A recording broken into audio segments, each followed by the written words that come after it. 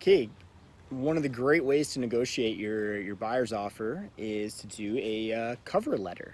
And I've been doing them since I had bought my own houses. And I wrote, "Hi, I just got back from Afghanistan. I'm a patriotic person. Please let me buy your house." Because this was a time where the war was really popular. And what I'm doing was I was appealing to their senses, their psychological. Like I want them to feel emotional about if there's 5 offers on a table. Mine has a cover letter. The other ones just have dollar signs. It can win you the property. It can actually win you the property for less money sometimes, and you can actually. So you remember when I was saying like it's not the market, like a market overseas where you just offer $1 when you would pay 10, or you'd pay 9 or 8. Um, let's say you are going to offer lower than their price. So you as the agent should make the phone call and justify why your guy is offering so low. Don't just apologize for it. But a great way to do it as the buyer, or coach your buyer, so either your buyer can actually do it, or two, you can do it for the realtor and just put their names on it.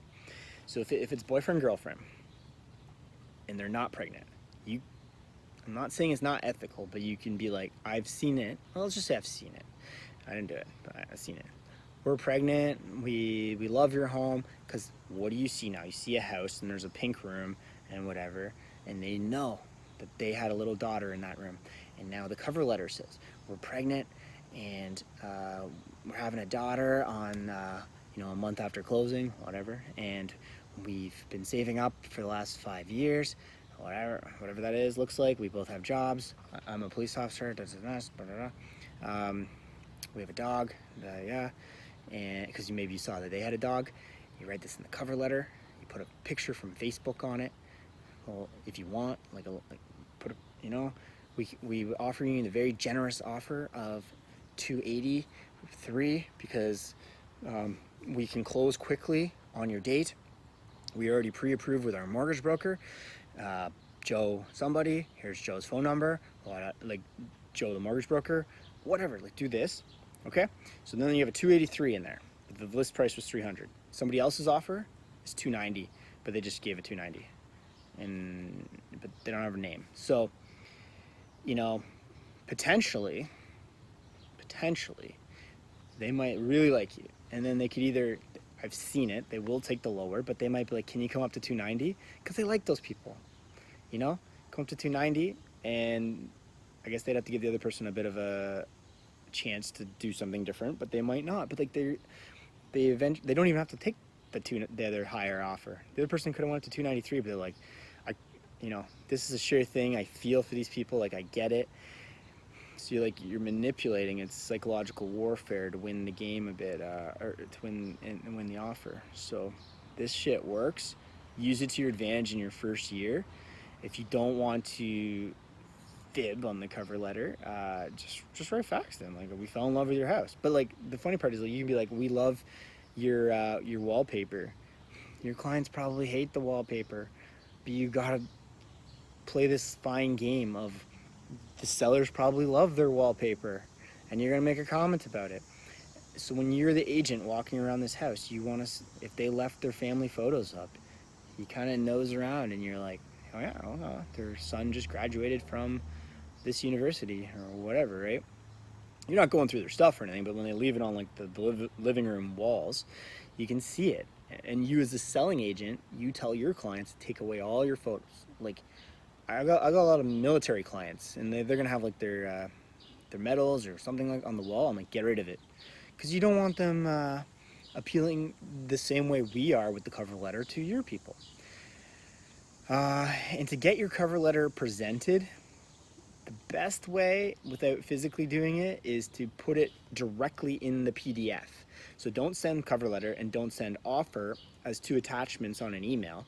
Put it in the same PDF. So cause the realtor's most likely too lazy to peel the cover letter out and throw it in the garbage and then just send the offer to his people. He's probably going to just forward the complete attachment to his sellers. Thus, they will most likely at least skim through your cover letter where you're like, we wanted to offer you 300, but your roof, your furnace, your and you just go on and on about this, and you can, and then, so that this is an emotional cover letter, and you can write it again, or your buyers. There's also factual ones, which is in your first year, do a cover letter on everything. You'd be like, we're offering you 280 because the house down the road with one more bathroom than you sold for 287 5 days ago, and I feel that this 280 is a firm price. Also, your furnace is 2002 and your roof is 2004, and there's tears in the carpet and whatever, and these are just facts, and like they should know all these things, and this is why you're offering this. So you can write it like that as well. Those ones work amazing for investment properties. They just want to know the facts, like your rent's low here, this and this, I'm offering you this generous offer, I've already gone to a bank, this is what they say they'll lend on, I don't think you're going to find a lender looking to being able to lend at your cap rate. So use the cover letter to your advantage, because when you as the agent just call the other agent, it might not be passed on to the seller. So write it in a cover letter, put it in the PDF, and send it to the other agent, who should show it to his seller, and that should help you with the cover letter. Also, we haven't done it, but we read about it, a virtual cover letter, and you can try this. It would be like this. Hi, we're the Smiths. We really like your house. We would like to buy it. You're viewing me on this nice video. I'm being unique. Please sign the paper. Well, at least you're going to stand out in their mind and be like, here's all our money, 283 is all we got. Here's a bag of money. But like, that's going to stand out, and they're going to be like, wow. And yeah, it's thinking outside the box. So yeah, try things, right? Now, I guess the other way would be the physical way of doing the cover letter. It'd be like you as the realtor going to the seller's house or wherever it's happening at an agent's office and showing your offer. I try to not do this, like I said. For the most part, money talks, so I don't want to do it. But I find the cover letter is like a easy way to do the presentation.